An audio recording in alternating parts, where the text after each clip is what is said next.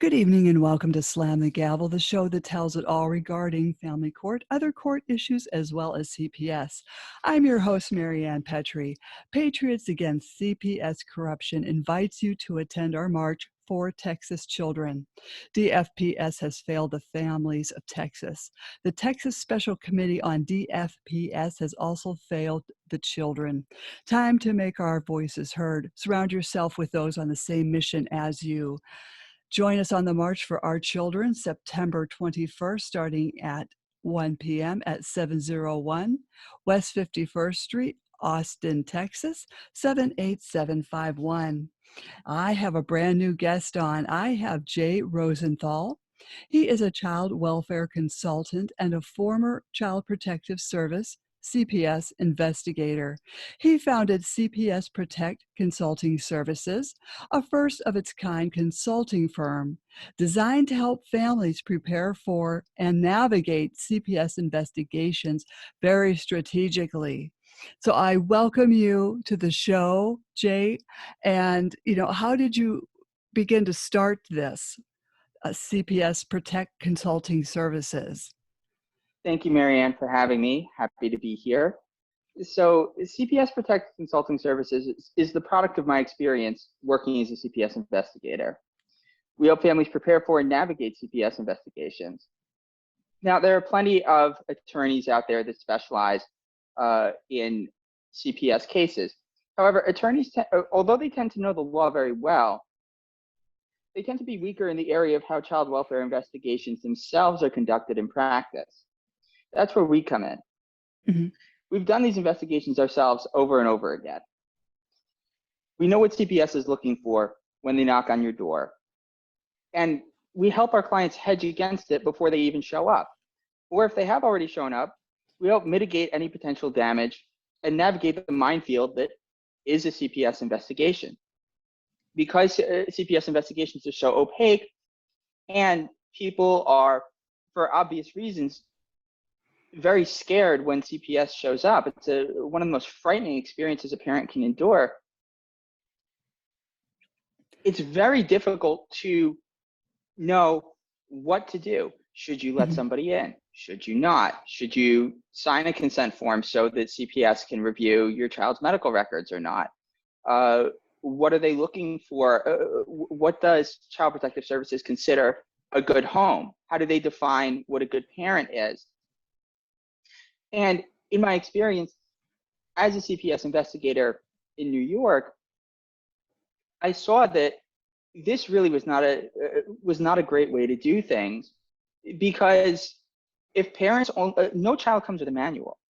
Mm-hmm. And if you only go based on the experience that you have as a parent using your values, if the government has different values, you're in a lot of trouble. Mm-hmm.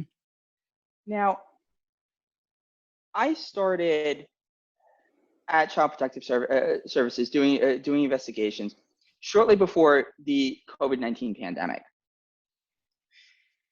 And it didn't take me long to see that there were genuine issues with how Child Protective Services currently operates today. When you look at just how high the caseloads are, mm-hmm. how ambiguous a lot of the definitions are, and when you compare the rights that you have and that, in fact, you're informed that you have, as opposed to when you're being tried for something in criminal court, you start to see that ambiguity creates a lot of discretion. Child Protective Services agencies that do these investigations now are all government agencies. They are agencies of the executive branch, meaning they're not subject necessarily to the same legislative oversight that you see in the criminal court. This creates some really big issues. So after a while of seeing how Child Protective Services investigations became very political, whether it's the contracts that are signed between the government and foster care agencies or prevention services agencies, or it's the amount of paperwork that's done over and over again that's required that makes it very tedious. There was clearly a lot at issue. Now, when you are in a helping profession and you get to the point where you start asking yourself, what am I actually doing here? Mm-hmm. Because you're not making millions doing investigations in child welfare. So if you don't feel like you're helping families and that's what you were supposed to be doing, then what are you actually doing? Mm-hmm. And when I started asking myself that question, I realized there was a serious problem. Child Protective Services has the resources of the government, millions in funding. And yet, somehow, I didn't see myself helping families the way that you would assume. So I had three options. I could continue working for the government. I could leave child welfare entirely, and child welfare was I felt was my calling. I didn't really want to go anywhere. Or I could create what I believed was needed in child welfare. Mm-hmm. And so I gave up my salary, I gave up my pension, and I started CPS Protect. I have no idea where it will take me. I only know where it has taken me so far. And I don't regret it. Well, that must have I've been. managed. Oh, I'm sorry. I was going to say that must have been a difficult decision to make. Oh, it certainly was.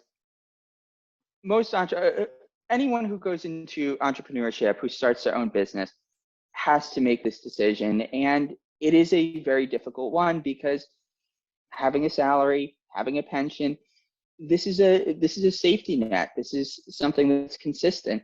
All of a sudden that's gone. But when you have something like Child Protective Services and you come to understand it so intimately from the inside, the drive to do the right thing actually overpowers some of that reason.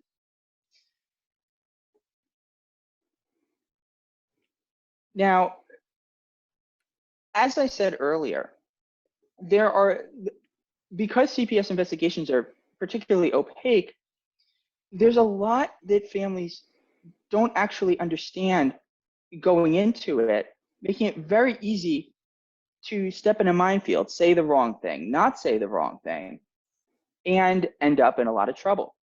Mm-hmm. What a lot of people don't realize is when you're conducting these investigations, CPS investigators actually have qualified immunity. And for testimony in court, they actually have, in most cases, absolute immunity. Now, the rationale for this is that you can only make decisions about how to act or when to act on a case based on the information that you have at the time. And if something is time sensitive, you don't want to go and penalize the investigators. Well, that's how it's supposed to work. That's not really how it works. So it is, I wouldn't call it abused, but I would say that if you have an investigator who's going into a home and you are much more likely to lose your livelihood, lose your job, lose your pension, not be able to support your family if you don't act and you're wrong, than if you do act and you're wrong. Then you are more likely, if you see something more innocuous, to act. And by act, I mean put prevention services in place or remove a child and place them in kinship or foster care. you are more likely to act than to not because it is safer for you. And that is a culture that, at least in the United States, is universal in child protective services. So when people who have their children removed actually see it as an innocuous reason, well, if CPS is looking at it from a risk-averse perspective, and they identify what they determine to be a safety concern, they are more compelled to act, and this is why this is more of an issue. And to show the gravity of that, let's take a look at some statistics.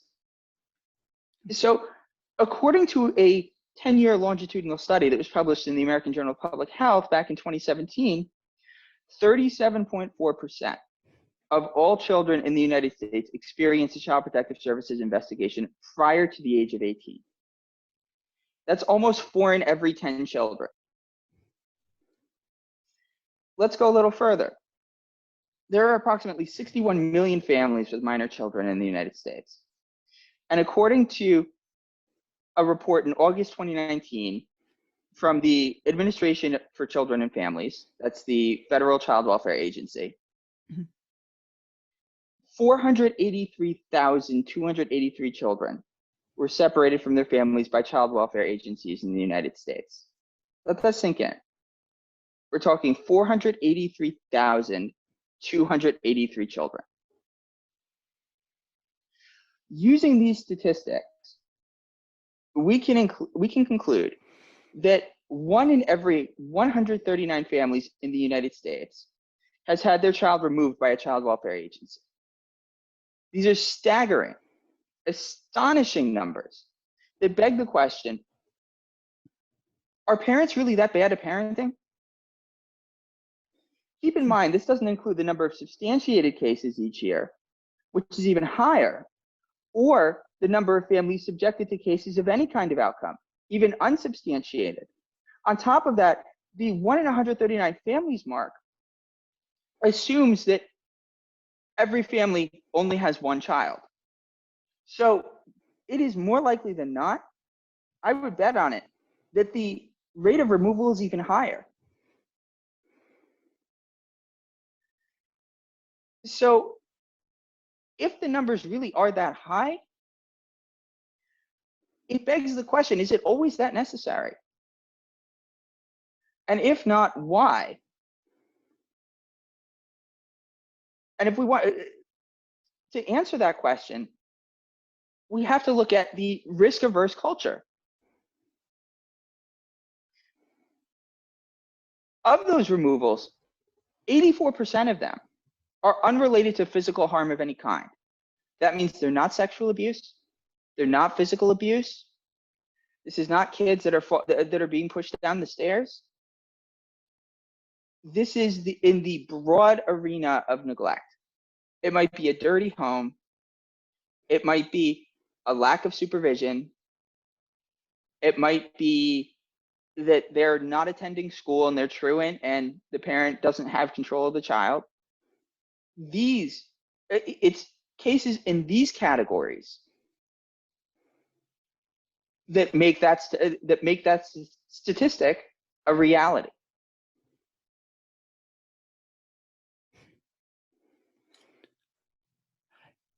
What about, Jay, what about false allegations? You know, when you have a parent constantly calling in multiple times. Yeah, those are a huge problem because there are a substantial amount of states that allow anonymous reporting. All states allow confidential reporting for child abuse and neglect. So let's say you call the child abuse hotline in your state. CPS is required to keep your identity confidential. Some states actually allow for anonymous reporting where you actually don't have to leave any identifying information and they don't record any. This allows for blatant abuse of the system in those states, and typically a higher rate of reporting in those states. The rationale for it is that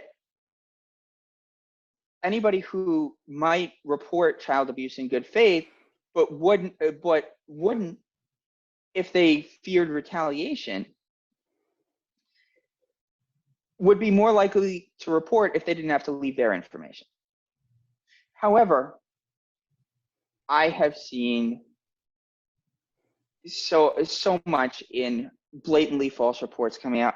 I remember a case that I had where in the span of 6 weeks, there were 5 calls, and I believe it came from a landlord.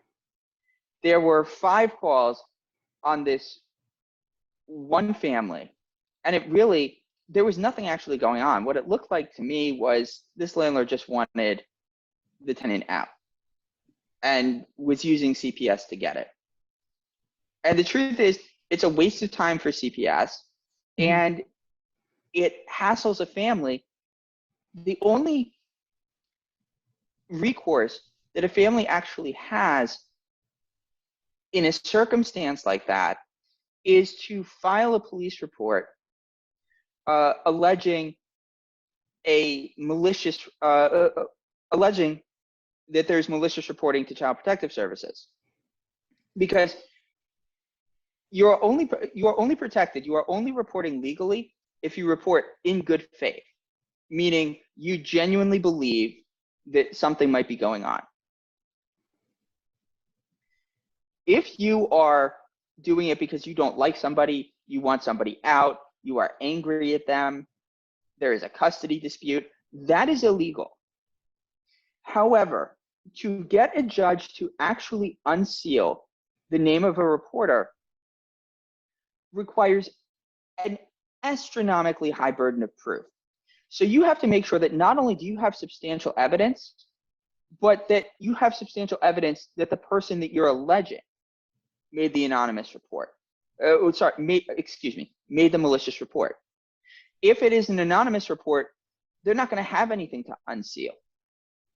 But if it's a confidential report, they will.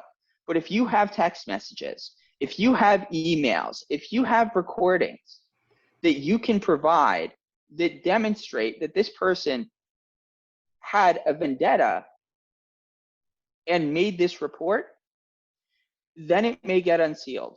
But anything short of that, you won't. And if you're in a state like New York that allows anonymous reporting, even if you have all that, if they don't have any information to unseal, it's going to be for nothing. There is no recourse.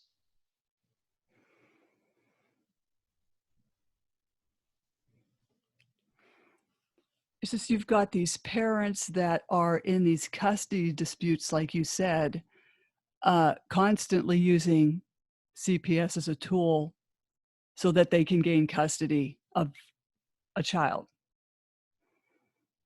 Absolutely. CPS has the mindset of whatever benefits the child. So let's say they're evaluating custody. Well, whoever is available the most to supervise the child is going to is usually going to be the primary parent.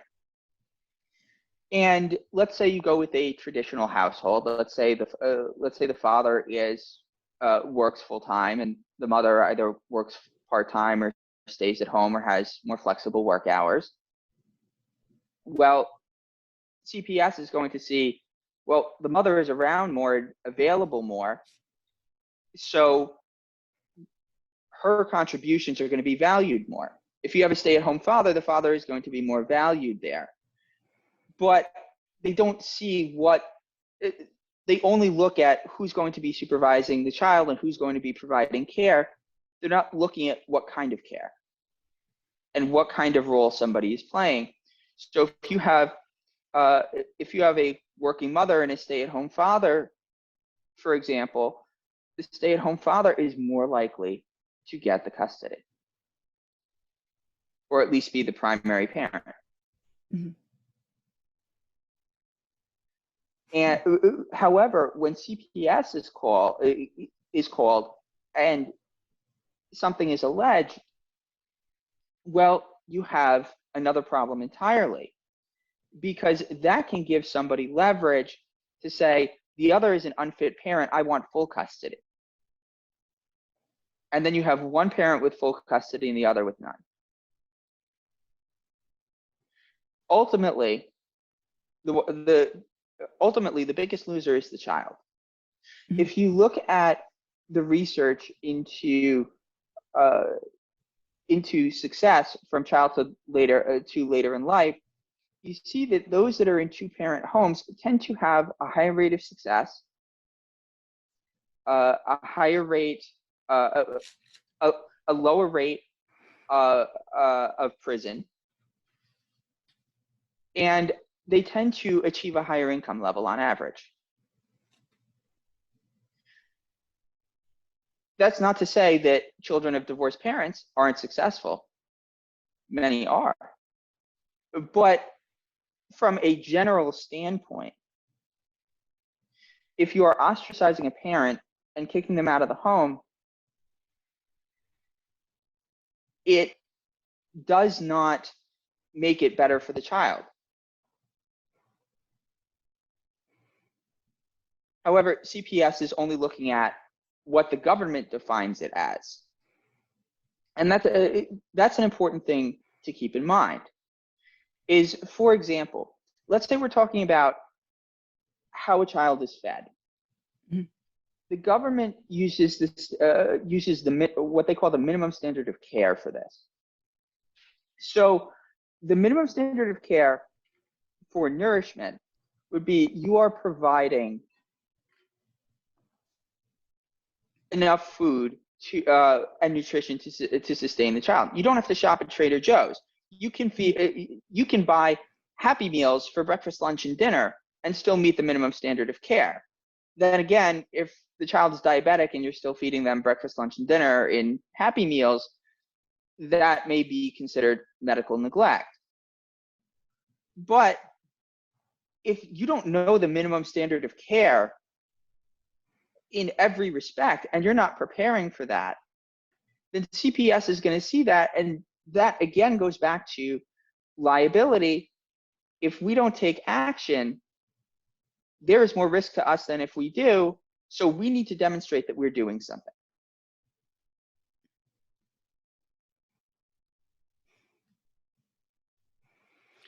Now, there's a lot of advocates that are wanting child welfare reform. And, some people say it should just be abolished. What are your thoughts on abolishment? I don't think that abolition is the answer, simply because in my time in Child Protective Services, I did see people who genuinely went after and treated terribly the most vulnerable of our population, our children, in ways that are extraordinarily horrific, that I would never recommend someone hear after eating a meal. It really is, some of this stuff is absolutely horrific, but clearly child welfare as it stands is not doing the job that it should. Mm-hmm. Advocates, I think, who are looking for reform often shoot themselves in the foot. And the reason is CPS is one of very few fields that has the expectation of operating without flaw. And what I mean by that is, if you look, every time CPS fails to act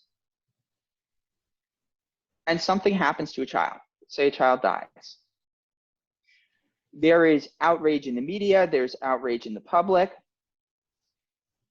and understandably so. However, we often forget that it is the appointed bureaucrats and elected political officials that have to respond to this. Because if we don't like what they're doing, we're going to, the elected officials who appoint the bureaucrats who run these child welfare agencies are not going to win election next time. So they have to take action, and they tend to take action on what they have control over. And what they have control over is CPS. And the only way that they can take an action to try and prevent something like that from happening again is quite simply to give CPS more power and authority. Now, the problem there is CPS power and authority is in direct opposition to parental rights. So you have advocates on one hand, understandably outraged about issues when CPS fails to do its job. Now, whether it's due to its own negligence or it's because they did what they could with the authority they had but were unable to, that depends on the case. You might see some where when you visit, everything looks fine. The children are not looking at the parents in fear.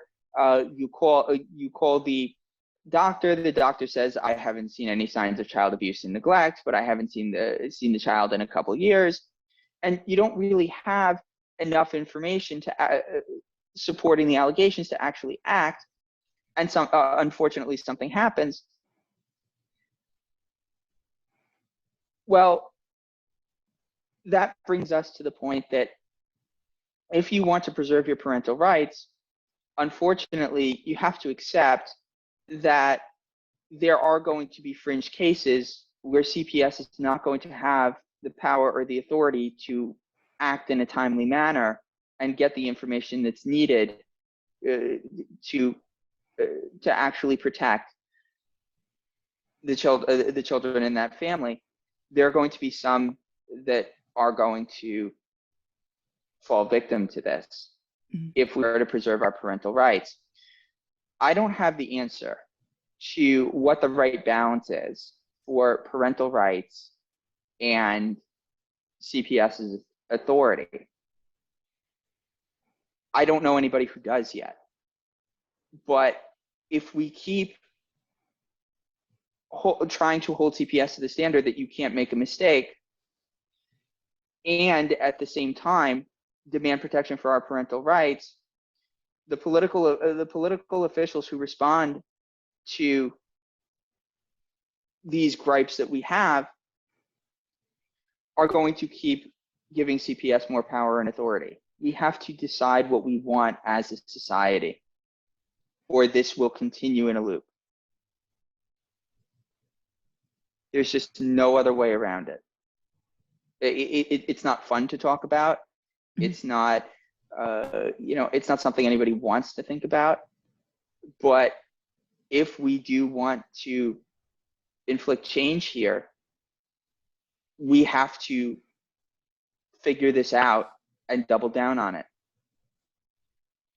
Policy is designed to benefit most, not all. There's always going to be a minority that are not benefited by whatever broad spectrum policy is put in place.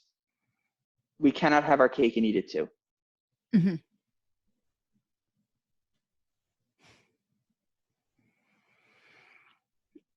It seems parents they're like helpless. When these caseworkers come into your home, some people say don't let them in. Let me ask you that. Should they let them in or no?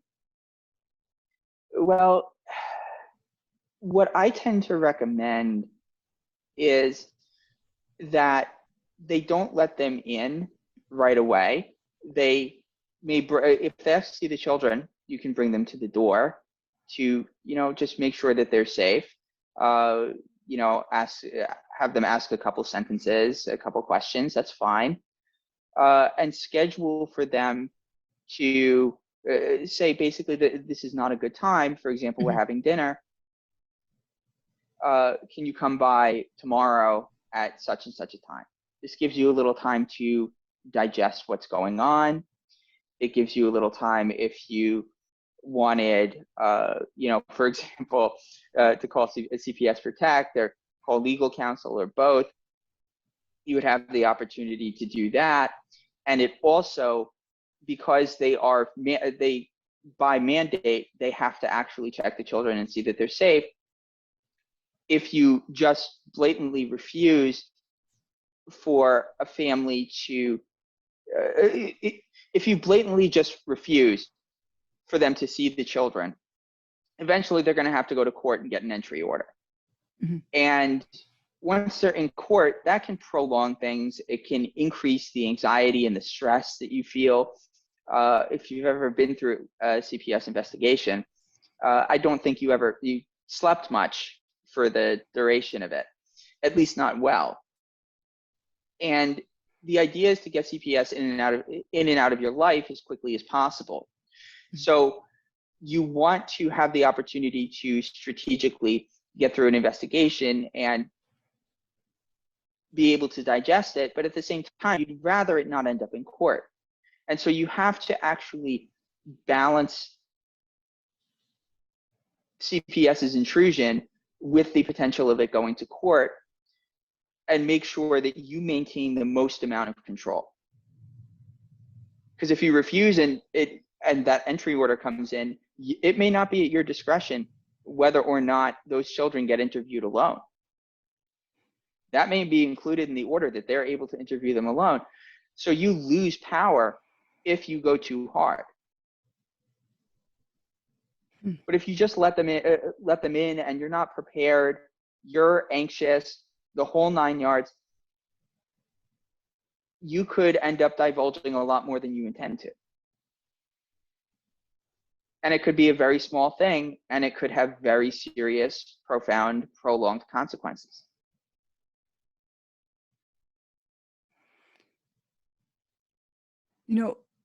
Shouldn't caseworkers be interviewing all parties? Say if this is, during a custody dispute, they get called and they'll interview we'll say the mother's side, and then they don't interview the father's side.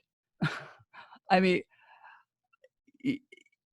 is that's a collusion issue? I think that there are some in Child Protective Services that are not doing the investigations with anything close to resembling integrity. Mm-hmm. In my experience, efforts were always made to interview all parties to the investigation. If on the report it only listed, for example, the mother's side of the family, and there was no father listed and I had no contact, how am I supposed to interview the father? Mm-hmm. That becomes an issue there. You can only go based on the information that you have at any given time. So the less information I have, the less I have to go on. Mm-hmm. That can be a blessing and a curse, because it could be that there is some crucial information that I need to make an unsubstantiated determination, because without it, things look more like the allegations are true.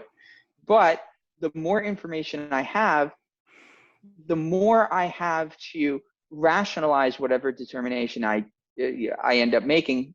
And when I say I don't mean myself as as the investigator back when I was doing investigations, because you didn't make those unilateral decisions. I mean CPS as a whole, because there are multiple stakeholders that will review, essentially in the essence of redundancy, to hedge against somebody having a particular bias. Now, again, did it always go as intended? No, but the intention there is good. The problem is government tends not to handle this stuff very well. People seem to think that because child welfare has very high stakes, you're dealing with children, you're dealing with families, that it somehow should operate with a higher level of integrity than any other government agency. Unfortunately, in my experience, you have the same level of incompetence, same level of just essentially, it's like waiting online at the DMV. They're not moving you along any faster. You've got the same bureaucratic issues. You've got the same redundancies, and so ultimately, it's just CPS has a different subject, but it's no different than the DMV or the IRS. If you've ever tried to correct something on your taxes and been on the phone with them and had an issue, or been online to review your to renew your driver's license, that really is the same culture. Mm-hmm. It amazes me that we seem to think that CPS, even though it's a government agency, is going to be so different. It's really not. If you're talking about what really good child welfare reform would look like, a lot of activists target Title IV funding. Mm-hmm. And I think in some respect they're right, but they get the target wrong.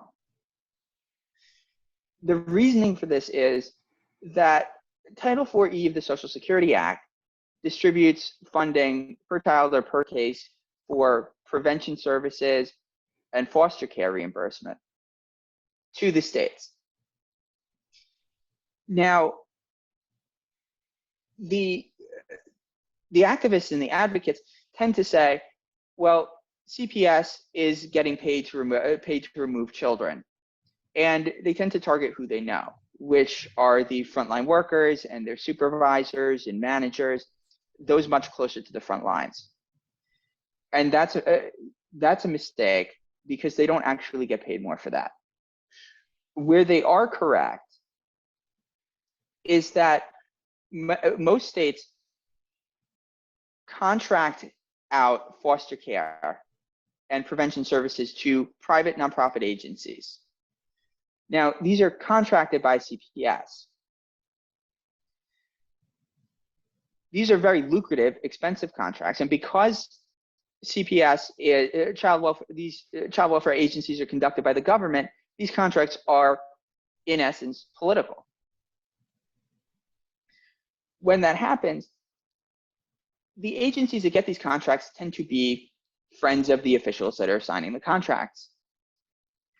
And the way that these contracts are paid for is through reimbursement of the federal government through Title IV. I remember I would refer clients to, instead of prevention services, to equivalent what we called CBOs, community-based organizations. So these would be clinics or private practices not affiliated with, not under contract with CPS, which were just fine, and I get flack for it. And the reason was the funding. However, I didn't receive any of that. But policy encouraged us to refer to prevention services and encouraged us to, obviously, when there was a removal, it was a foster care agency. But this was how these lucrative contracts were funded. So the issue is really at the top, how the policy is being executed to fund these political contracts that are signed independent of the quality of the service. And I think that's an important thing to note, is if you're going to advocate and going to go for the right reform, you have to understand what you're going after. And it's completely understandable that this would not necessarily be something that a lot of people would understand, because this is not something a lot of people look that deeply into. And it's not exactly advertised. It's very easy to miss, but when you miss small things like this, it makes it much harder to tell whether the reform that child welfare is putting in place is actually a good thing or not. One thing that we're seeing that started in New York under the what they call the FAR track, Family Assessment Response, is an alternative track for child protective services investigations that focuses more on referring to services and does not come up with a determination. If it's not something where a child might be in immediate or impending danger of serious harm, for example, and it's just that maybe they lost their food stamps, or they're, or the child is, has mental illness and is particularly violent and it's a little difficult in the home. Things like that. Now, that's been hailed as great reform, and there are a lot of states now that are engaging in this alternative track. But prevention services are typically in-home services. And when they're contracted by Child Protective Services, what happens is, instead of removing the child from the home, the government is essentially moving in and telling you how to run your home, mm-hmm. which is almost as bad. But because it's not being looked at like this in the public eye, it's not raising a lot of ire. It's really bait and switch. People don't like removals, so let's move in instead and tell you how to parent. Mm-hmm. Keep in mind, these are also mandated reporters that are going to be in the home, who every little thing, if they do see it, they may report. And you may end up with another investigation. Now, are they more likely than someone at a community-based organization to report? That's really tough to quantify, because there are so many different agencies, there's so many different circumstances, so many different experience levels. You could say that they might be more likely to. I don't have any data on that, and I don't know of any data that's been recorded on that. So I can't say for certain either way. But I do know that if we're talking about parental rights and privacy, I do think that it's concerning that prevention services, that CPS contracted services under the Family First Prevention Services Act, are taking precedence over equivalent community-based organizations and families' ability to pick their own equivalent services.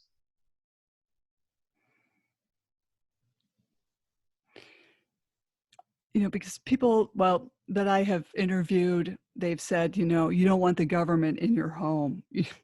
That's the last thing you want.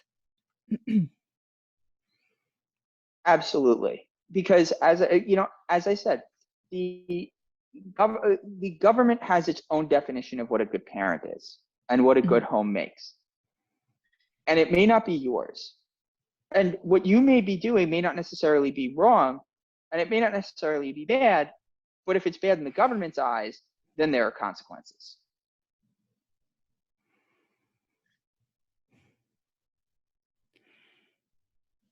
Why? Parenting is supposed to be a journey. Nobody is supposed to have all the answers in the beginning. As my mom used to say, I wasn't born with a manual. Mm-hmm. I didn't come with an instruction book.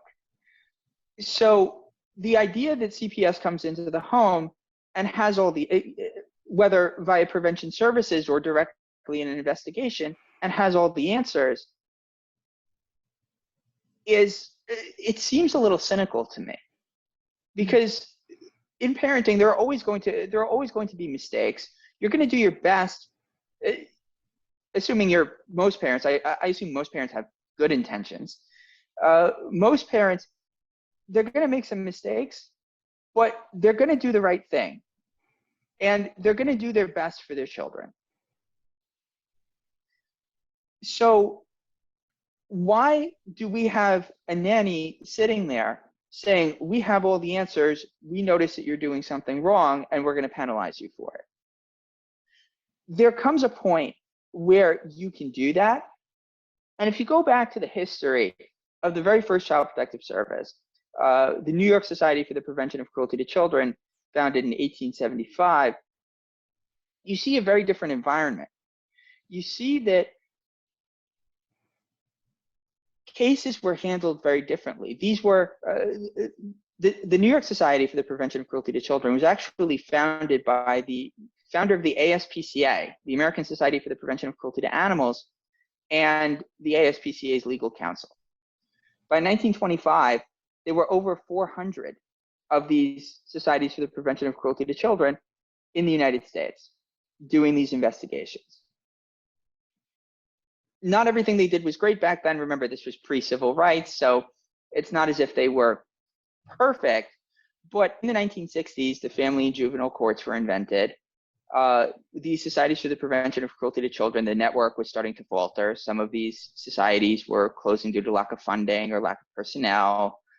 And another major event occurred, which was custodial abuse and neglect were decriminalized.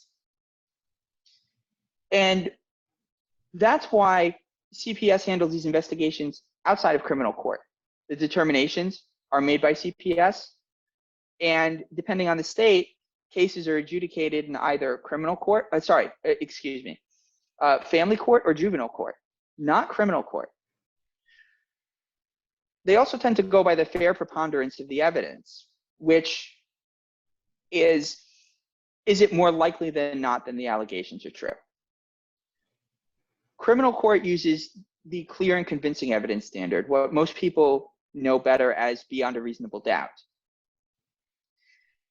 So what happens is when you take it out of the criminal court, there's a lot more discretion and you have a lot less rights to defend yourself. You don't have the right to confront your accuser. You don't have you have a lower standard, a lower burden of proof. And in the family or juvenile court, what they're really looking at is, can we reunify? And if not, we're going to pursue parental rights. It's not really, are you guilty or not? That's done unilaterally by CPS, really as a civil investigation. So I think if you're talking about reform, we need strong benefactors in our communities to take back control, reintroduce these societies for the prevention of cruelty to children to do these investigations. We need to recriminalize custodial abuse and neglect to instill those rights and significantly limit the scope of the definition of neglect in particular. I think if you ask, based on what CPS uses as its definitions, if you ask 100 people what neglect is, you're not going to get 99 people agreeing that everything that CPS says is neglect is neglect. I think you need to look and see what is truly universally understood as neglect. Abuse is a lot more straightforward. But neglect is an area that has expanded substantially. For example, let's talk educational neglect. That is under child welfare purview in 24 states. And basically, if your child has a bunch of unexcused absences or is perennially absent from school for whatever reason, that can be a reason for a mandated reporter, at school to file a report with CPS. Now, that can be anything or nothing. The whole reason behind the educational neglect allegation is that in cases of truly egregious abuse, you're talking sexual abuse, you're talking physical abuse, severe isolation, starvation, the things that would horrify us, or should I say most of society. Mm-hmm. Sometimes the very first sign of that is not going to school consistently. So it's a smoking gun. Mm-hmm. But if you report that every single time, the amount of involvement that CPS is going to have is going to be extraordinarily high because it astronomically increases the amount of reports that mandated reporters at schools have to make.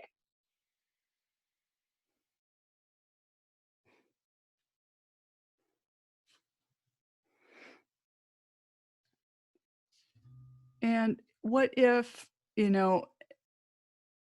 they think it's educational neglect, and the parent just wants to keep the kid home because they just don't feel good. The kiddo doesn't feel good, whatever, Well, excused absences are one thing. That should not be an issue. I have seen kids who have gone to homeschool or been transferred to another school, and then maybe the public school doesn't take them off the roster and keeps marking them absent, and that can end up creating a report. I have seen some boneheaded circumstances like that resulting in cases. But if the child is sick and there are doctor's notes, that would not be considered an unexcused absence or an unexplained absence. And I think that's an important distinction to make. Granted, may there be some cases where that was not documented by the school, or there was someone who at the school just didn't like the family and made a malicious report? Yes, I'm sure there are cases like that.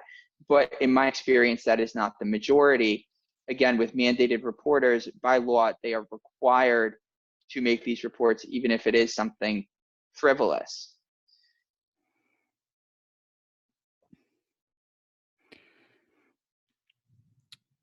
So I don't know if you know the statistics on the frivolous reporting, like the false allegations that, once these are called in and you find out that they're false.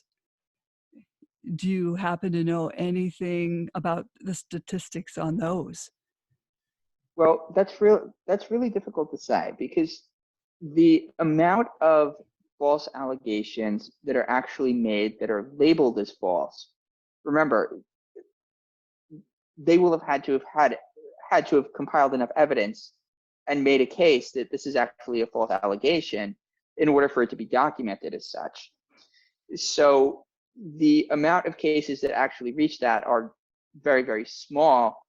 The amount of cases that I would define as made in bad faith, because anything that's made in good faith, even if it's, if someone believes that what you're doing is neglect and they genuinely believe that, they're making the report honestly from how they see it, that is legal.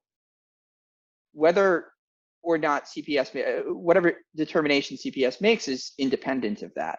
But if you're talking about a malicious report, the amount of malicious reports clearly made in bad faith, I think what I can tell you for certain is you're going to see a much higher amount of those reports in states that allow for anonymous reporting, not just confidential.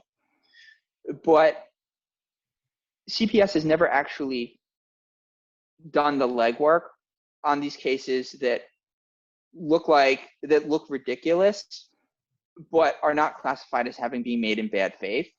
So it's very difficult to tell. But what I can say is, based on the statistics on removals and cases that we talked about before, there has to be a lot. It has to be, I would say that it's not the majority of reports, but I wouldn't say it's a small number, because I don't remember the exact number, but I remember in a year, there's something like 3 million investigations done nationwide. What I can say is, in the 5 boroughs of New York City, there are about 55 to 60,000 investigations performed every year. And that's just in the 5 boroughs of New York City.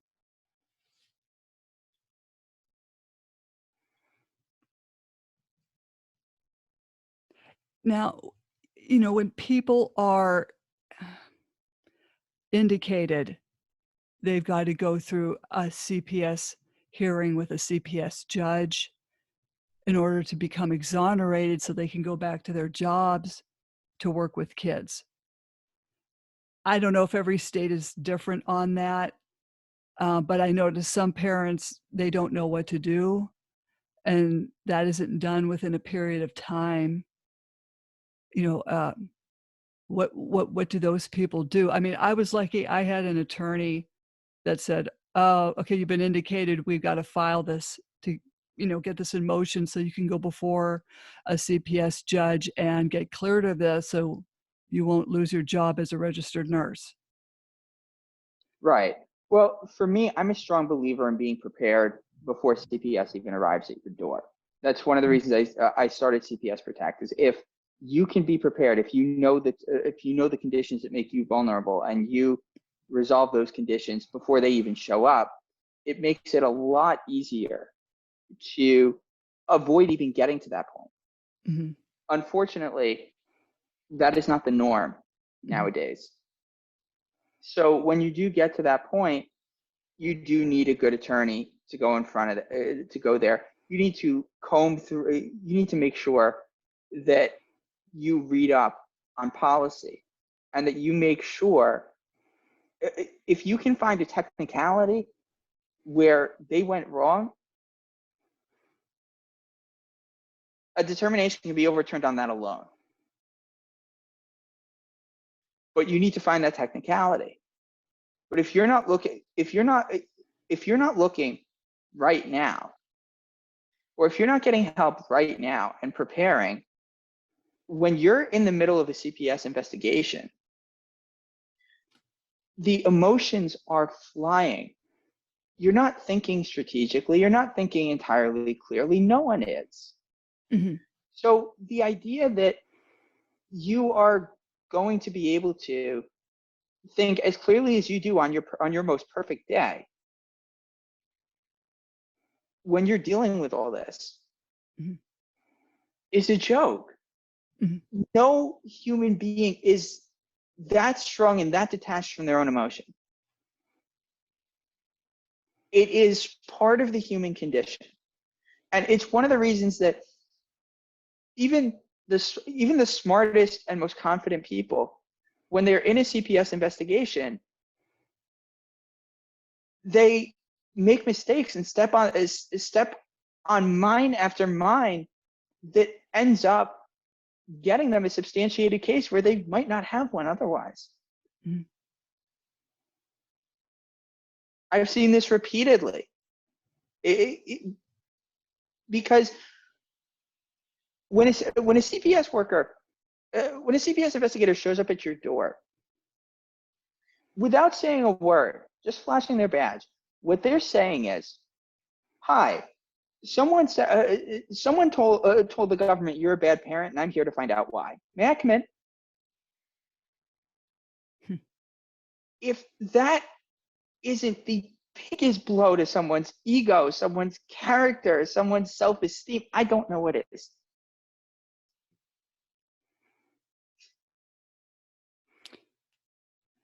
Then, I won't keep us too long, but, these caseworkers also seem to overstep their bounds.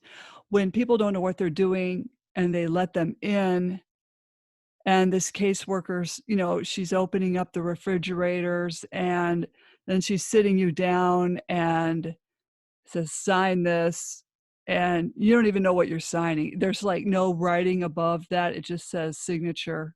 You're, like, signing a blank piece of paper, and, you're so distraught because they've come into your house and, sometimes they start screaming at these parents. There are so with CPS investigators, one of the things that makes them burn out, that's not often talked about. They talk a lot about the caseloads and about the fact that what you're doing is difficult, but you have to operate with a very narrow range of empathy. Mhm, Because if you have too much empathy, you will collapse under the weight of your own emotion, and the case will fall apart. And if you have too little, you will not connect with that family. you will not be able to establish any sort of connection. And to be able to compartmentalize that and do so for a sustained period of time is extraordinarily difficult to do. It is extremely emotionally taxing. What if you have to go home to your own family or your spouse and they want you to open up? Mm. You have to actually compartmentalize this to the workplace. And I mean, granted, where I did investigations, I did them in some of the highest crime neighborhoods in New York City. So there was, I would literally wish my colleagues, and they would wish me when we were going out, don't get shot, because there was a lot of shooting, there was a lot of gun violence, and we would go out. I've had hang-up calls, I've had death threats, I've been called every name in the book at least several times, usually each day, back when I did investigations before lunch. Yeah. So it is very taxing. There are a lot of people who couldn't handle it. You may have seen people very close to burning out. I mean, I did investigations for 2 years. You know, I see a lot of investigators who can't make it 6 months, 3 months, because it really is, the hours are very long. It is, for the pay, it is not great. It is very difficult to handle the emotion. So when you're going through all that, I'm not excusing that behavior. I never yelled at a client, not once, but it is a very difficult and emotionally taxing thing to do. Now, when it comes to the signatures, I've never actually seen it matter. CPS may note that that you refuse to sign a service plan or a safety plan, but as long as you're implementing it, I haven't seen it sway CPS one way or the other. That doesn't mean that it never has in any circumstance, but in many circumstances, it's really a formality.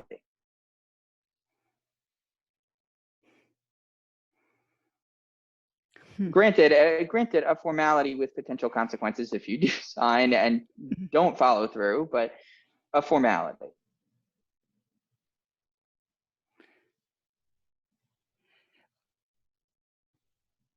Well, that is just, it's just interesting because parents don't know what they're doing when, CPS comes to the door. It's a broken system. Would you agree?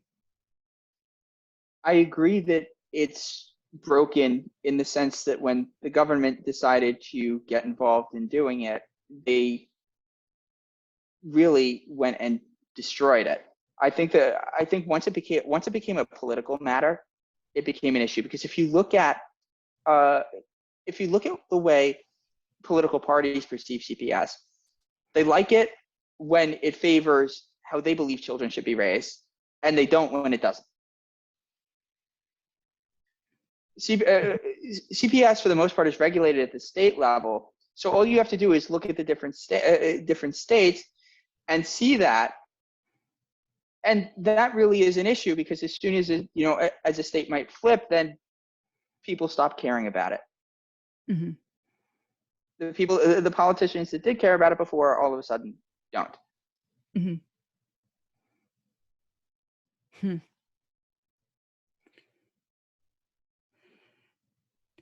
Well, I don't want to keep you on too long. I think I've kept you on long enough, but I'd like to have you back on. Absolutely. It's been my pleasure. Oh, definitely. I will put all your contact information in the podcast notes. Okay. Is there anything else? Go ahead. Absolutely. What I would say is, if you are concerned about Child Protective Services and you do want a plan, you should contact us at CPSprotect Consulting Services. We might be able to help. You can visit us on the web at CPSprotect.com, or call us by phone if that makes you feel more comfortable at 844-633-KIDS. That's 844-633-5437. Oh, that's excellent. Thank you so much for coming on the show. My pleasure. Okay, don't jump off. Slam the Gavel is a podcast to help the public understand what really goes on in these family courtrooms. I'm your host, Marianne Petrie, author of Dismantling Family Court Corruption, Why Taking the Kids Was Not Enough, and Cry Out for Justice, Poems of Truth. Please join us again here with Jay Rosenthal in the future and other exciting guests. Thank you again, Jay. My pleasure.